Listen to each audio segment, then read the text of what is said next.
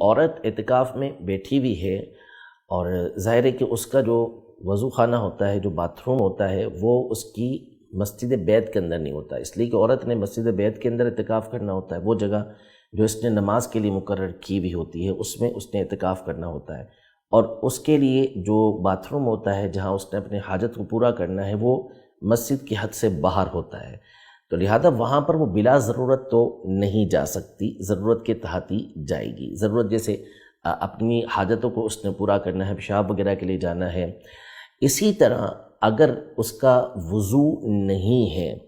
اور جس جگہ وہ بیٹھی ہے وہاں پر وضو کرنا اس کے لیے ممکن نہیں ہے،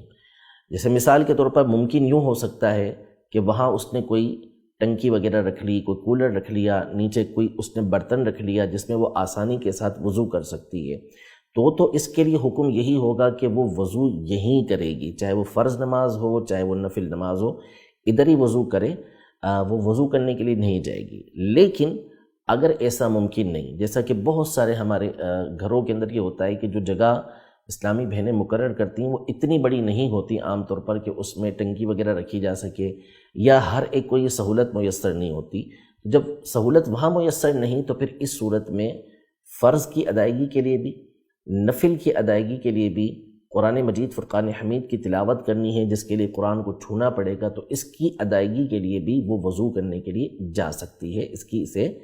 اجازت ہے۔ یعنی اب جو وہ نفل کے لیے وضو کرنے کے لیے جائے گی یا قرآن مجید فرقان حمید کے چھونے کے لیے وضو کرنے کے لیے جائے گی، تو یہ فرض وضو ہی کے حکم کے اندر ہوگا، یہ فرض ہی ادا کر رہی ہوگی۔ تو یوں یہ نفل ادا کرنے کے لیے قرآن مجید فرقان حمید کی تلاوت کے لیے، جبکہ اس جگہ پر وضو نہیں ہو سکتا تو وہ باتھ روم میں جا کر وضو کر سکتی ہے۔